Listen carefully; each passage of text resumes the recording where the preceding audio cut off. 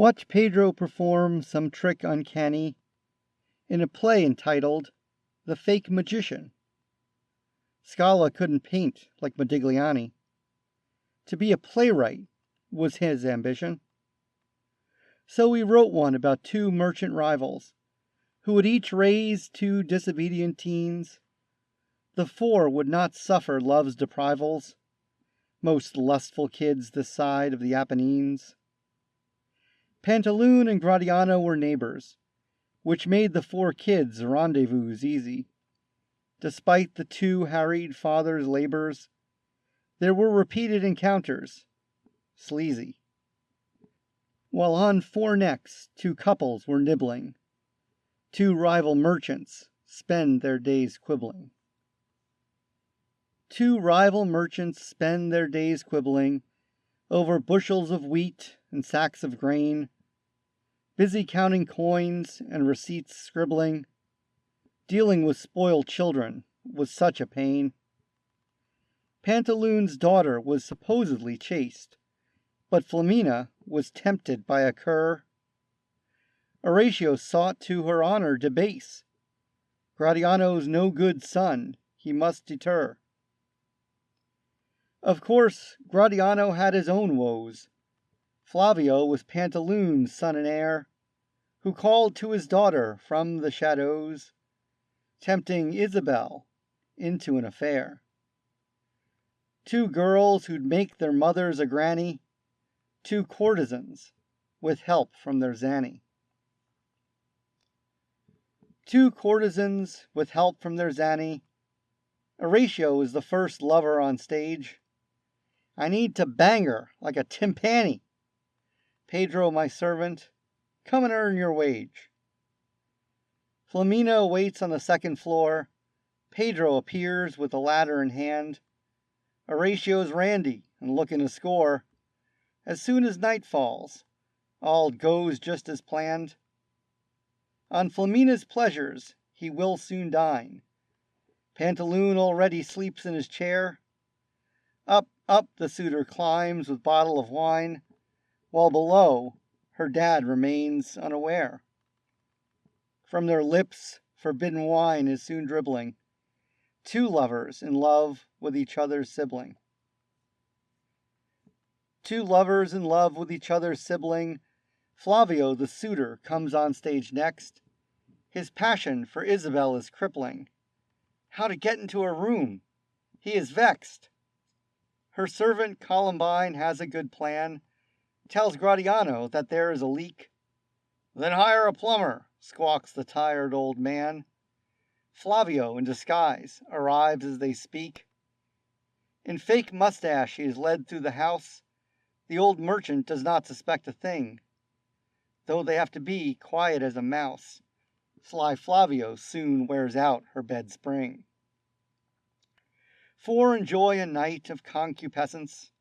Passion, of course, has its consequences. Passion, of course, has its consequences, especially when you neglect protection. By that I mean pregnancy commences, which oft leads to a father's rejection. Flamina spends her mornings feeling ill.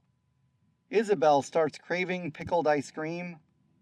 This is before they'd invented the pill. Pantaloon and Gratiano would soon steam. See, every day the damsel's bellies swell. For now, Pantaloon thinks she's just fatter. But soon he'll realize she's not just unwell. Obese or pregnant? Must be the latter. Probably too late to make a confession, since wedding bells seem out of the question.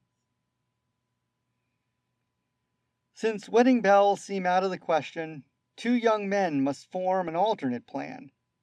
Disgrace is looming from their indiscretion, but neither of these two is a wise man. Our fathers hate one another with malice. No chance they would approve of a marriage. Put poison in their soup or wine chalice? Cross our fingers and hope for miscarriage? They're out of ideas. They need Pedro's aid. Wise and deceitful, he'll know what to do. Pedro's happy to help, so long as he's paid. This sort of prank is right in his purview. He must break through two fathers' defenses, scandal bruise, lest they come to their senses. Scandal bruise, lest they come to their senses, but how to bring stubborn mules to the table? Pedro calls Harlequin, pays his expenses, and the two servants invent a fable. Harlequin, dressed in soothsayer clothes, confronts Pantaloon outside of his store. "All things I see," he says, "all things I knows. Flamine is not getting fat, there is more." "My daughter?" Pantaloon's taken aback. "Yes, your child is sick, may die really soon. She needs a doctor, and not just some quack. I predict she'll be dead by the next moon." Dad can't let her die of indigestion. Perhaps the doctor has a suggestion. Perhaps the doctor has a suggestion. The doctor is Columbine in disguise. Could it be, he asks, a lack of egestion? Columbine, not a doctor, tells him some lies. "Pantaloon, I've examined your daughter. I'm afraid that the prognosis is dire. Can't cure disease with holy water. In order to live, she needs a squire." "That seems far-fetched," Pantaloon muses. "You question my skills?" Columbine responds. "She must marry whomever she chooses. The sole cure for her ills is wedding bonds." "That's dumb," the audience criticizes. But in Commedia, there are always disguises. In Commedia, there are always disguises, and like it or not, no one catches on. Actors have costumes in all shapes and sizes. We've 4 more to go before curtain's drawn. Pedro brings out 2 sheets cut with eye holes. Flavio and Horatio will be ghosts. They shamble around like poor unfortunate souls, and after a briefing, head to their posts. Harlequin dons his old soothsayer cloak. In fairy garb, Columbine will be dressed. Soon the paranormal they will invoke, and 2 stubborn dads will have some new guests. To get sanction for 4 kids to marry, a simple trick, but one that's quite scary. A simple trick, but one that's quite scary, starts as 2 merchants return from their work. Each casts a glare at their adversary. Insults are thrown with a growl and a smirk. Very immature for 2 patricians. But a cold wind arises in the night, and down the street float 2 apparitions. The 2 bickering merchants cower with fright. Pantaloon's speechless, quiet as a mouse. Gratiano crouches down on the floor. The first ghost floats into Pantaloon's house. The second, through Gratiano's front door. Can the ghost be banished 'fore the sun rises? What's needed is a seer who advises. What's needed is a seer who advises, but where to find one at such a late hour?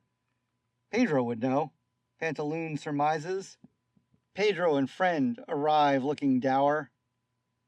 "Heard you were in need of a magician," says Pedro with a smile. "You can use him." Harlequin, "Hire me or a mortician. Your daughters are in danger. It's looking grim." The 2 fathers pay the soothsayer's wage. He says his cant, twirls a magic staff. Soon a fairy, Columbine, comes on stage, sees 2 cowardly dads, starts to laugh. The situation begins looking hairy. Can they meet the demands of a fairy? Can they meet the demands of a fairy? Columbine brings news from beyond the grave. "The powers need your daughters to marry. Don't matter whether a prince or a knave. But they must be wed before the dawn breaks, or those ghosts will drag them into hell's cleft. Trust me, I'm a fairy, for goodness sakes." Saying no more, Columbine turned and left. Gratiano, of course, seeks to comply. Spirits, Pantaloon does not want to fight. But at this hour, grooms are in short supply. How can we find 2 men before first light? But grooms, the dads won't need to discover. A wizard is near to conjure a lover. A wizard is near to conjure a lover. Harlequin, the magician, saves the day. I'll summon both a man that will love her, and I'll cast the spell for no extra pay. The soothsayer spins around and around. He's chanting gibberish and flailing his limbs. Soon, from the girls' bedrooms there comes a sound of shrieks and moans, slamming bed frames and hymns. The 2 merchants haven't heard such a din since their wives passed away some time ago. It's the sound of passion, hunger, and sin. When it dies down, Harlequin shouts, "Presto!" It takes some time for the girls to recover. Innamorati will meet under cover. Innamorati will meet under cover, exposed only when the morning sun rises. Flamina opens a window, and above her is that boy Pantaloon despises. From Isabel's window, Flavio's face, and Isabel looking quite satiated. "Dad," she cried, "look who appeared in my space. Seems like we're wed. I'm pregnant. We've mated." "I'm pregnant too," Flamina tells her dad. The 2 merchants shake hands. They're now in-laws. They have no idea that they've just been had by 3 wily servants, to the crowd's applause. The audience loves when on stage comes a Zanny, and Pedro performs some trick uncanny.